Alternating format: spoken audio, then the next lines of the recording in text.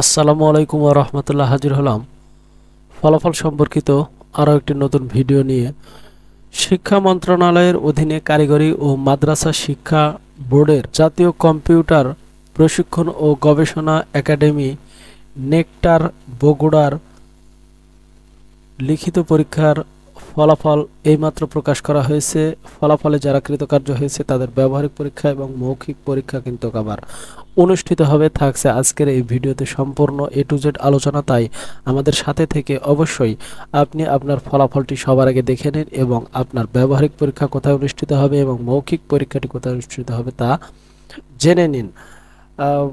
এখনও আপনারা যারা আমাদের ইউটিউব চ্যানেলটি সাবস্ক্রাইব করেননি তারা অবশ্যই সাবস্ক্রাইব বাটনে ক্লিক করবেন এবং পাশে থাকা বেল আইকনটি অন করে দেবেন। আপনাদের সুবিধার্থে ভিডিওর ডেসক্রিপশন বক্সে লিঙ্ক প্রদান করা হয়েছে, উক্ত লিঙ্কে ক্লিক করবেন, সরাসরি এরকম একটি ইন্টারফেসে এসে পৌঁছে যাবেন। দেখতে পাচ্ছেন ফলাফল সম্পর্কিত বিজ্ঞপ্তি, যেখানে উল্লেখ করা হয়েছে কারিগরি ও মাদ্রাসা শিক্ষা বিভাগ, শিক্ষা মন্ত্রণালয়ের অধীন জাতীয় কম্পিউটার প্রশিক্ষণ ও গবেষণা একাডেমি নেকটার বগুড়ার নিম্নবর্ণিত ৮ ক্যাটাগরির 10টি শূন্য পদে জনবল নিয়োগের ভিত্তিতে 11 অক্টোবর 2025 তারিখে অনুষ্ঠিত লিখিত পরীক্ষার ফলাফলের ভিত্তিতে নিম্নবর্ণিত প্রার্থীদের ব্যবহারিক এবং মৌখিক পরীক্ষার জন্য নির্বাচিত করা হয়েছে।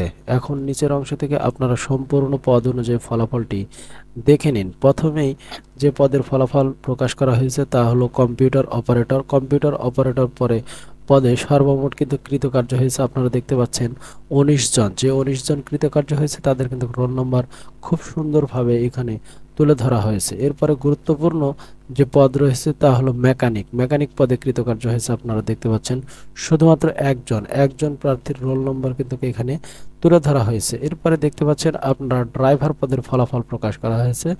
শুধুমাত্র এই ড্রাইভার পদে কৃতকার্য হয়েছে 15 জন।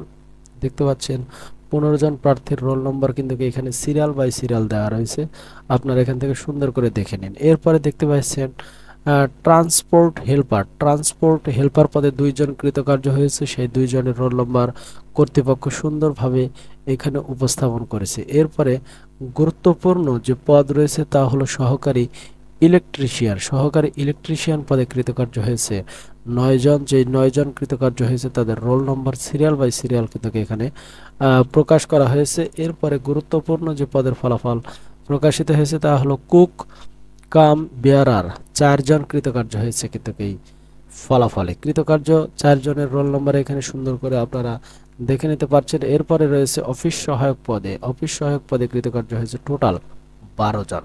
যে 12 জন কৃতকার্য হয়েছে তাদের রোল নম্বর এখানে সুন্দর করে দেওয়া রয়েছে। এবং সর্বশেষ যে